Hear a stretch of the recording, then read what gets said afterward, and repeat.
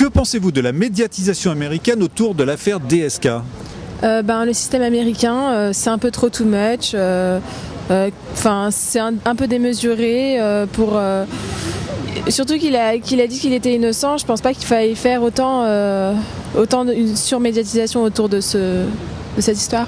Je trouve ça terrible, je trouve que les images sont choquantes. Maintenant, je considère qu'il est incarcéré aux États-Unis et qu'il doit être traité comme un Américain quelconque. En France, on défend énormément le côté DSK présumé innocent et qu'on ne parle pas de la présumée victime qui a peut-être subi des choses complètement traumatisantes d'un point de vue femme, d'autant plus. Je trouve ça affreux qu'on n'en parle pas assez. Malheureusement pour lui, il savait les règles du jeu aux États-Unis. S'il s'est exposé de cette façon-là, c'est un petit peu inconscient de sa part.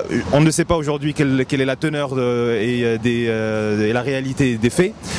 Donc ça, on verra suite au procès.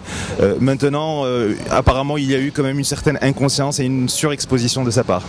Il ne mérite pas autant d'acharnement et je pense qu'il mérite comme tout le monde droit au silence, à l'anonymat et un procès en toute discrétion. Mais c'est vrai que le silence de la victime n'arrange rien et surtout on peut se poser des questions à savoir si c'est vraiment un vrai procès avec des arguments qui tiennent la route et qui sont fondés. Donc c'est vrai que le silence de la victime est un peu suspect. Moi je vois pas DSK, je vois un homme qui essaye de violer quelqu'un. Donc que ce soit DSK ou quelqu'un d'autre, je pense qu'ils ont raison de frapper fort. Si réellement c'est le cas. Par contre je pense qu'il y a aussi présomption d'innocence. Ça paraît tellement énorme vu de la France, ça fait tellement complot en fait, tellement à un an des présidentielles. Moi j'ai du mal à y croire. Maintenant c'est vrai que quand on lit le journal, apparemment il y a des traces de griffures sur son corps. Donc ça peut être réel. Si c'est le cas, non, les images me choquent pas. Par contre, ça me choque de le faire d'office avant qu'on soit sûr. Mais c'est la méthode américaine.